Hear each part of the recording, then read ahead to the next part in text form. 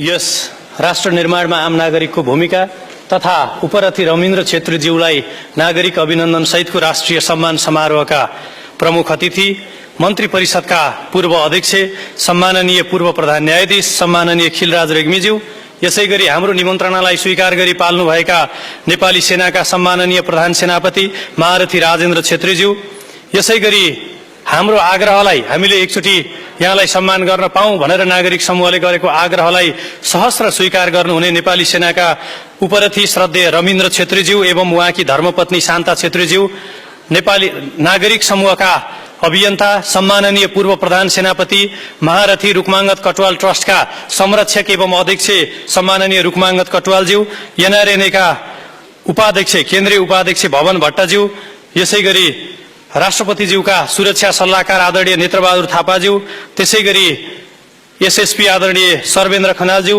लगायत हाम्रो निमन्त्रणालाई स्वीकार गरी पाल्नुभएका नेपाली सेनाका पिएसओज आदरणीय जर्सापहरू, त्यसैगरी नेपाल सरकारका पूर्व सचिवज्यूहरू, पूर्व राजदूतज्यूहरू, पूर्व प्रहरी महानिरीक्षकज्यूहरू, एआइजी डीआइजी साहबहरू लगायत थुप्रै आदरणीय युवा अभियन्ताहरू यहाँ अगाडि मैले देखिरहेको छु, आदरणीय सुनिल खड्काज्यू, विष्णुहरी दाहालज्यू, विनोद अधिकारीज्यू लगायत थुप्रै युवा अभियन्ताज्यूहरू, विभिन्न सङ्घ संस्थाका प्रतिनिधिज्यूहरू, सहायक रथी उपरथी ज्यूहरू लगायत सम्पूर्ण उपस्थित पत्रकार र सम्पूर्ण विशिष्ट व्यक्तित्वहरूमा मेरो व्यक्तिगत तर्फबाट र नागरिक समूहको तर्फबाट हार्दिक न्यानो अभिवादन व्यक्त गर्न चाहन्छु। स्वीकार्नुहोस्। नमस्कार। सभापतिको नाताले मैले यो कार्यक्रमको विषयमा 2-4 शब्द बोलेर केही यो सभालाई अगाडि बढाउने, निरन्तर अगाडि बढाउने अनुमति दिन चाहन्छु।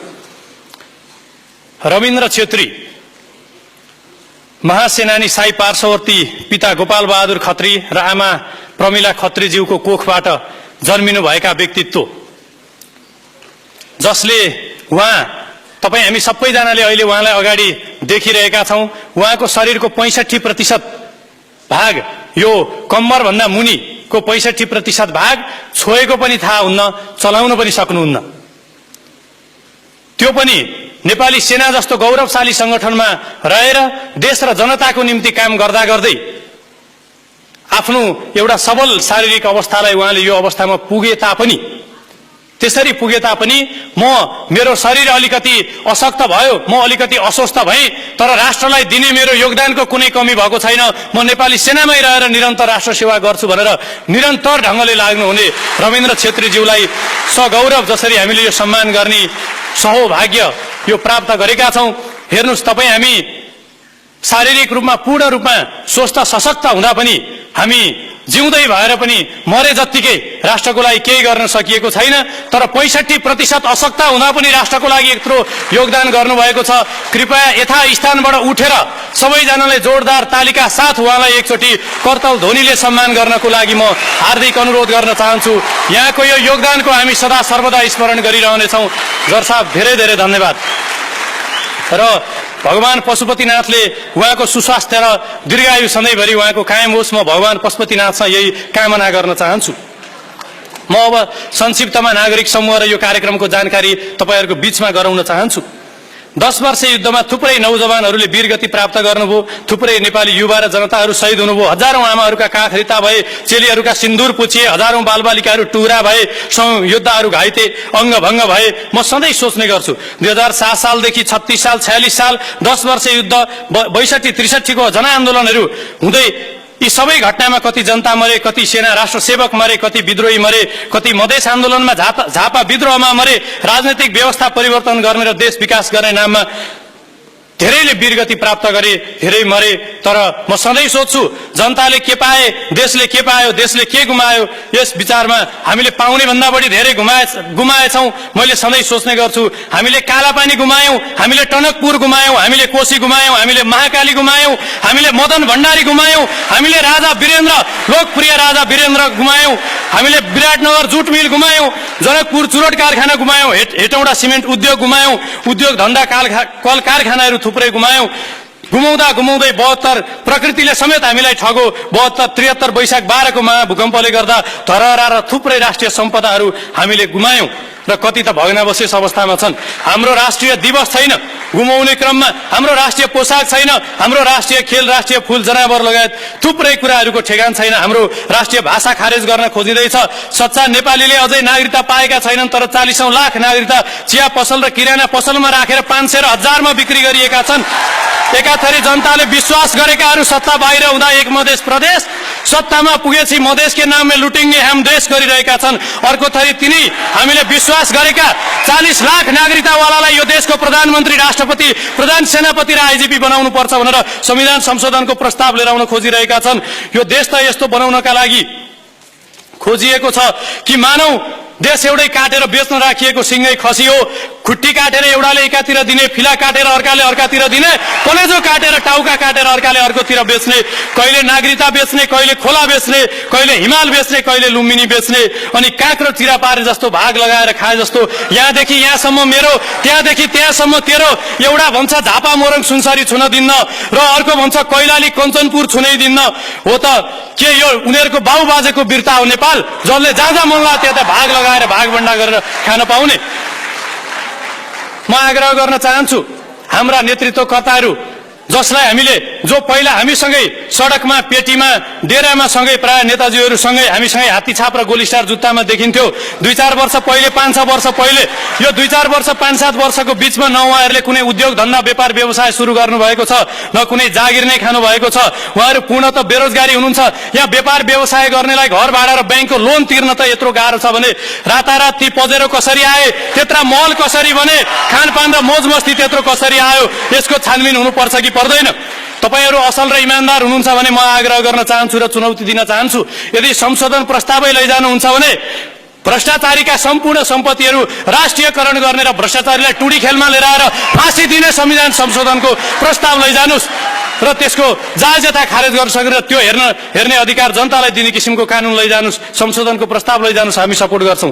त्यसैगरी संशोधन प्रस्ताव नै लैजाने भए 7 वर्षमा हामीले 8 वटा प्रधानमन्त्री बिहोर्यौं। गरिब, पिछडिएका, दलित, उत्पीडित जनजाति, सोझा सिधा जनताको समानुपातिको नाममा आफ्ना श्रीमती, सालासाली, छोराछोरी, बुहारी र कार्यकर्ताहरूलाई चाहिँ करोडौं पैसा लिएर व्यापारीहरूलाई सांसद र मन्त्री बनाएको देख्यौं। त्यसको अन्त्य गर्न प्रत्यक्ष जननिर्वाचित कार्यकारी प्रणालीको व्यवस्था हुनुपर्ने संशोधन प्रस्ताव लैजानुस्, हामी त्यसमा समर्थन गर्न तयार छौं। त्यसैगरी यो देश, मैले अघि नै पनि भने, यो देश कसैको बिर्ता होइन र कसैको पौरखले, व्यक्तिगत पौरखले पनि आर्जेको होइन। यो देश पृथ्वीनारायण शाहको नेतृत्वमा नेपाली सेनाले 22 र 24 राज्यको एकीकरण गर्दै बनाएको 4 जात 36 वडाको साझा फुलबारी नेपाल हो। नेपाल कहिले कसैको उपनिवेश भएन, कसैको गुलाम भएन। हिन्दुस्तान, अमेरिका, फ्रान्स वा अन्य देश जस्तो कसैको साम्राज्यमा कहिले शासित भएन। हामीले अरूलाई इज्जत र सम्मान गर्न जानेका छौं, तर कसैसँग झुक्ने, लत्रिने नेपालीको चरित्र छैन।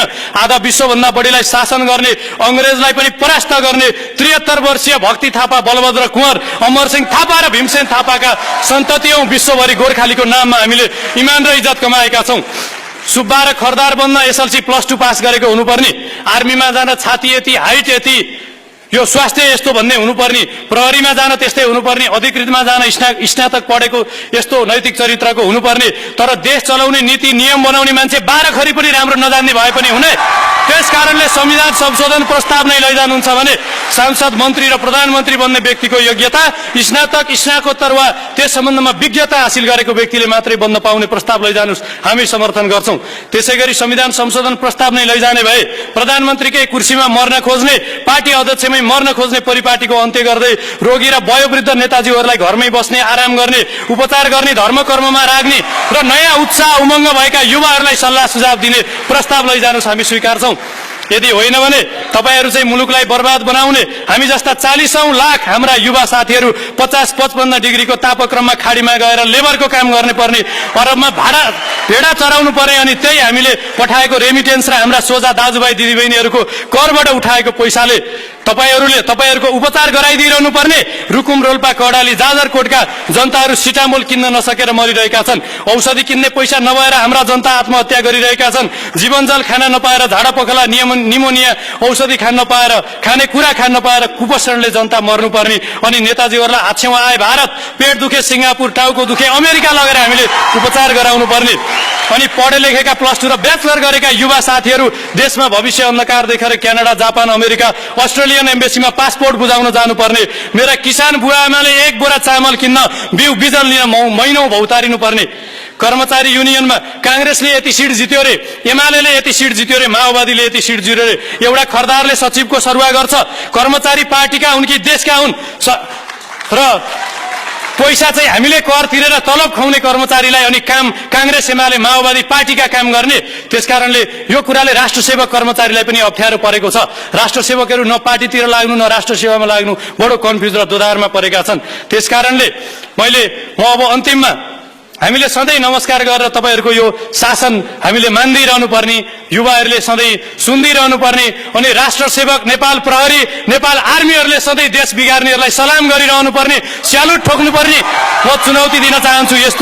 यस्तो नराम्रो दिन नआओस्, हामीले देख्नु नपरोस्, ताकि कस्तो देश बेचुवालाई सलाम ठोकेर सुरक्षा दिएछु भनेर आफ्नै अंगरा छेक्रे गोली ठोकेर मारेको देख्नु नपरोस्, त्यो सुन्नु नपरोस्। हामीले नारायण राजदरबारमा भएको अधिकार दिल्ली दरबार, बेजिङ दरबार वा न्युयोर्क दरबार वा बेलायतको प्यालेसमा दिनलाई आन्दोलन गरेका होइनौं। हामीले त त्यो अधिकार मेची महाकाली पुगोस्, रुकुम रोल्पा पुगोस्, जुम्ला कडाली पुगोस्, विकास र परिवर्तन समृद्धिको रापताप हरेक किसानले मजदुर र किसानका घर गरेर झुपडीमा पुगोस् भनेर आन्दोलन गरेका हौं। हुन त हामी पनि मूर्ख छौं, हामी बालुवाबाट तेलको अपेक्षा गर्छौं। 2073 वैशाख 12 को भूकम्पले जनता घरबार विहीन भएर खुल्ला आकाशमुनि सुत्केरी वृद्ध बालबालिका बिरामीको बिजोग भएको अवस्था थियो। जनप्रतिनिधिहरू लाजै नमानी संसद भवनबाट एक-एकवटा त्रिपाल काखी च्यापेर मुसु हाँस्दै घरतिर लाग्नुभयो। अहिले लाखौं नेपाली घरबार विहीन छन्। पहिलो किस्ताको 50,000 भूकम्प पीडितले अझसम्म पाइसकेका छैनन्। नाकाबन्दीको भारले पुर्याएको घाउ निको भएको छैन। नेताहरूलाई सरकार फेर्न र उही सत्ताको खेल खेल्न ठिक एउटा पाल्टा नछोड्नेले तलब बढायो भनेर के आश्चर्यमा पर्नु। इज्जत त लाज हुनेको पो हुन्छ, लाजै नभएकोको के इज्जत हुन्छ। विश्वको जलस्रोतको दोस्रो धनी देश, लोड सेडिङ मुक्त गर्न हामी बाहिरबाट बिजुली किन्ने रे, हातमा सलाई लिएर आगो खोज्न हिँड्ने हामी। त्यसकारण विकास र समृद्धि, परिवर्तन र समृद्धि पनि हामी स्वाभिमान गुमाएर समृद्धि चाहन्नौ। हामी स्वाभिमान सहितको समृद्धि चाहन्छौं। हाम्रो परराष्ट्र नीति, हाम्रो विदेश नीति, हाम्रो सुरक्षा नीति अर्काको हातमा दिने अनि हामी धनी भएर बस्ने, त्यो कदापि हुन सक्दैन। हाम्रो सुरक्षा नीति, हाम्रो यहाँको विदेश नीति, हाम्रो परराष्ट्र नीति हाम्रै हातमा हुन्छ र हामी समृद्ध पनि बन्छौं र बनाउँछौं। र म धेरै अब भूमिका नमानिकन म आग्रह गर्न चाहन्छु उहाँहरूलाई राजनीति गर्ने श्रीमती, समधी, कार्यकर्ता साथीहरूलाई जागिर खुवाउने, राजदूत, डीसीएमहरूलाई भनेर छोराछोरीलाई स्कलरशिपमा पठाउने, घर बनाउने, गाडी चढ्ने, पैसा कमाउने बाहेक क्षमता उहाँहरूको राजनीतिक क्षमता मुलुक परिवर्तनको देखिएन। त्यसकारणले उहाँहरूलाई हालसम्मको योगदानको लागि हामी धन्यवाद ज्ञापन गरौं। हामी गाली पनि गर्दैनौं र हामी सबैले एकबद्ध भएर उहाँहरूलाई भनौं, हामी आग्रह गरौं, हामी तपाईहरुलाई हात्तीवन, गोदावरी र यो गोकर्ण रिसोर्ट बराबरकै घर बनाएर दिन्छौं। हामी पजेरो पनि दिन्छौं, उस्की र पकेट मनी पनि दिउँला, शपिङ पनि गरिदिउँला, छोराछोरी पनि पढाइदिउँला। कृपया सल्लाहकार भएर बस्नुस्, देश चलाउन सक्षम र राम्रा युवाहरूलाई दिनुस्। जाबो एउटा पेट त कुकुरले पनि पालेको छ। त्यसकारणले गर्दाखेरि हामीलाई परालको त्यान र ढोडको लौरो जस्तो खुट्टा भएको नेतृत्व चाहिएको होइन। चट्टान र पत्थर जस्तो, त्यो पनि रुबी, पन्ना, क्वार्ज र मिनरलहरू जस्तो बहुमूल्य, दृढ, इमानदार, कर्तव्यनिष्ठ, भिजनरी, देशभक्त नेता चाहिएको छ। त्यसकारणले राष्ट्र निर्माण हामी सबैको दायित्व हो। राष्ट्र निर्माणका लागि नीति, नियत र नेतृत्व परिवर्तन आजको सबैभन्दा पहिलो आवश्यकता हो र नागरिक समूहले गरेका गतिविधि र यी कुरा सधैँ नागरिक समूह लागिरहनेछ। यो कुनै व्यक्तिगत कुरा होइन, कुनै पार्टीको कुरा काटेको होइन, कुनै सरकारको विरोध गरेको कुरा होइन। यो देशको वर्तमान राजनीतिक परिस्थिति, राष्ट्रिय समृद्धिका लागि हामी वृद्धलाई वृद्धाश्रममा पाले जस्तो मन्त्री प्रधानमन्त्रीका कुर्सीमा राखिदिरहने, हामी सधैँ अरबमा गएर भेडा चराइरहने, यहाँ बेरोजगार भएर भौतारिरहने, यो हुन सक्दैन। हामी तपाईहरुलाई पनि गाली गर्दैनौं, नराम्रो भन्दैनौं। जे जति गर्नुभयो देशको लागि धन्यवाद, आराम गर्नुस्। देश सक्षम व्यक्तिहरूले चलाउँछन्, त्यसरी अगाडि बढोस्। तर नागरिक समूह आफै राजनीतिमा जाने होइन, सक्षम व्यक्तिहरूलाई नागरिक समूहले सहयोग गर्ने हो। यही अनुरोध र आह्वान तपाईहरुलाई गर्दै, राष्ट्र निर्माण हामी सबैको साझा दायित्व हो कि होइन? हो कि होइन? हो। त्यसो हो भने सबैजनाले एक स्वरले भनौं, सबैजनाले जोडले भनौं, नेपाल आमा की, नेपाल आमा की, नेपाल आमा की। हस्, धन्यवाद। जय मातृभूमि। Thank you.